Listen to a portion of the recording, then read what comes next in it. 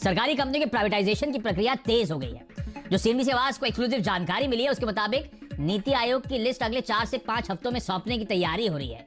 क्या लिस्ट है, किस टाइमलाइंस पे, ये सारी डिटेल्स कुछ देर पहले लक्ष्मण ने आप लोगों के साथ साझा करी थी, शेयर करी थी। उसके बाद ये आग लगी तो सोचा शो में सबसे पहले समझ लिया जाए लक्ष्मण से फिर से ये हो क्या रहा है। लक्ष्मण, ये नीति आयोग क्या काम कर रहा है, किस तरह की लिस्ट होनी है, ये क्या FY22 का रोड मैप तैयार हो रहा है क्या?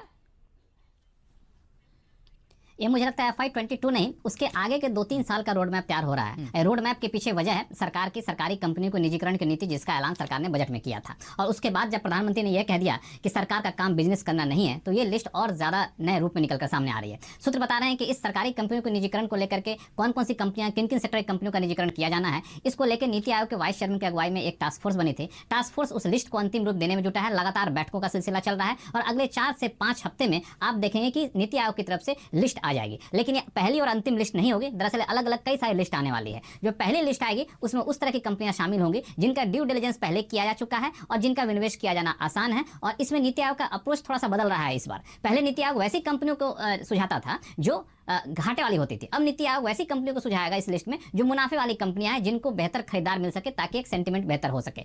उसके बाद अलग अलग किस्तों में नीति आयोग अपनी रिपोर्ट सौंपेगा और एक रिपोर्ट आगे चल के भी आएगा कि स्ट्रेटेजिक सेक्टर जो सरकार ने 4 तय कर रखे हैं, उसका दायरा बहुत बड़ा है, उसको हम नहीं छोड़ेंगे। उसमें कुछ कंपनियां रखेंगे सरकार के पास, बाकी कंपनियां कौन कौन सी कंपनियां होंगी जिनको विनिवेश किया जाना, उसकी लिस्ट भी नीति आयोग आगे चल करके सौंपेगा। तो अगला 4 से 5 हफ्ता काफी महत्वपूर्ण रहने वाला है ये पता करने में कौन कौन सी कंपनियों को सरकार पहले चरण में विनिवेश करने जा रही है। अगर आपके पास आशीष वक्त होगा फिर मैं आपको बताऊंगा कि ड्यू डिलिजेंस किनका हो चुका है, अंतिम चरण में जो पहले लिस्ट में शामिल हो सकते हैं। तो वो तो सबसे इंटरेस्टिंग है, बताइए ना।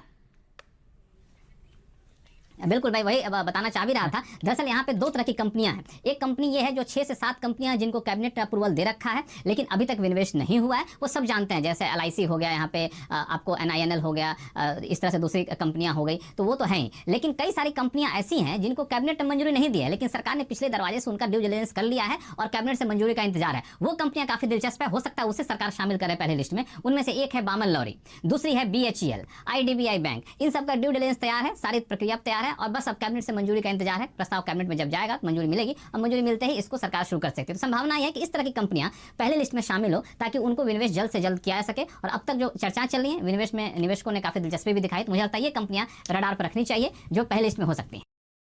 प्राइवेटाइजेशन पॉलिसी को और भी एक का ढांचा तैयार होता हुआ दिखाई देगा क्योंकि वो पॉलिसी की बनाने की प्रक्रिया जो है वो तेज हो चुकी है।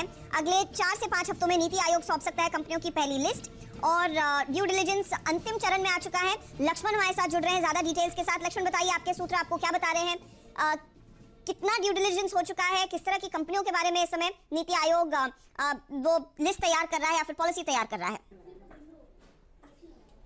देखिए, दरअसल सरकार ने जब सरकारी कंपनियों के निजीकरण की पॉलिसी का ऐलान किया था उसके बाद ये एक टास्क फोर्स बनाया गया नीति आयोग के वाइस चेयरमैन की अगुवाई में। अब मुझे सूत्र बता रहे हैं कि अगले 4 से 5 हफ्ते में टास्क फोर्स अपनी रिपोर्ट सौंप सकता है और उसमें यह बताया जाएगा कि किन किन सेक्टर की किन किन कंपनियों का हमें विनिवेश करना है। इसमें पहली बात तो यह है कि इसमें रणनीति बदल रही है। रणनीति ये बदल रही है कि पहले नीति आयोग जो सिफारिशें करता था उसमें 3 सिफारिश अब तक कर चुका है किन किन सरकारी कंपनियों का विनिवेश करना है। वहां पर लॉस मेकिंग PSU जो घाटे वाली सरकारी कंपनियां थी उनको तवज्जो दी जाती थी, लेकिन अब जो नई लिस्ट तैयार हो रही है इसमें घाटे वाली नहीं, जो मोटा मुनाफा देने वाली कंपनियां हैं उनको प्राथमिकता दी जाएगी क्योंकि प्रधानमंत्री ने साफ कर दिया है कि हमें ऐसे कारोबार में नहीं रहना है जिसमें हमें रहने की जरूरत नहीं है। तो नीति आयोग पहली बात मुनाफे वाली कंपनियों को तवज्जो देते हुए लिस्ट तैयार करेगी। दूसरी महत्वपूर्ण बात, ये एक लिस्ट नहीं होगी, अलग अलग चरणों में कई सारी लिस्ट नीति आयोग की तरफ से आएगी। पहली जो लिस्ट आने वाली है अगले 4 से 5 हफ्ते में वो नॉन स्ट्रेटेजिक सेक्टर के लिए होगा और उनमें उन कंपनियों के नाम होंगे जिन कंपनियों को अगले कारोबारी साल में हमें विनिवेश करना है। क्योंकि नीति आयोग के सूत्र का कहना है कि हमारी अब प्राथमिकता यह भी है कि जो 1,75,000 का लक्ष्य हमने अगले कारोबारी साल के लिए रखा है उसको ही पूरा करना है। तो ऐसी कंपनियों की लिस्ट आपको पहले में दिखेगी। साथ ही साथ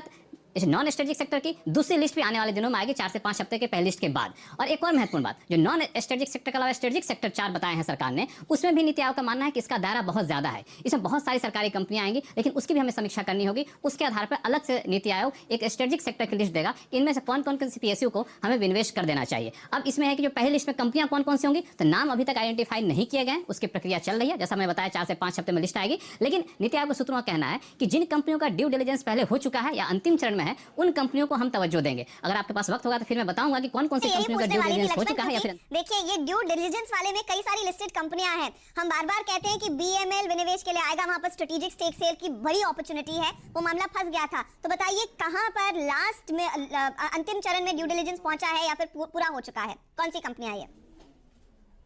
देखिए, इसमें दो तरह की कंपनियां हैं। पहली कंपनियां हैं जिनको सरकार ने कैबिनेट ने मंजूरी दे दी है कि उनका स्ट्रेटेजिक सेल किया जाना है, लेकिन अभी तक स्ट्रेटेजिक सेल नहीं हुआ है। उनमें कम से कम 8 से 9 कंपनियां हैं, जिसमें आपको पता है कौन-कौन की प्रक्रिया चल रही है, शिपिंग कॉर्पोरेशन की प्रक्रिया चल रही है, BML है, NINL है, इस तरह कंपनियां हैं। कई सारी कंपनियां ऐसी हैं जिनका कैबिनेट ने मंजूरी नहीं दिया है, मंजूरी लिए बगैर ही उसकी समीक्षा पिछले कुछ हफ्तों से चल रही थी, उनका ड्यू डिलिजेंस भी किया जा रहा है, कई कंपनियों का हो चुका है। वो कंपनियों का नाम काफी अहम है जो उस लिस्ट में शामिल हो सकती हैं, क्योंकि लिस्ट तैयार नहीं, इसलिए मैं कह रहा हूं हो सकती हैं। इसमें आपको खासतौर से LIC, RINL जिसको कैबिनेट ने मंजूरी दे दी है, BHEL, बार्मेन लॉरी, IDBI जैसी कंपनियां, इनके विनिवेश का ड्यू डिलिजेंस पूरी तरह से हो चुका है। इनको अगले लिस्ट में नीति आयोग अपने लिस्ट में शामिल कर सकता है और फिर जाकर के उस लिस्ट के हिसाब से उसकी समय सीमा कब कैसे विनिवेश करना है वो विनिवेश विभाग और एम्पावर्ड ग्रुप इसको तय करेगा।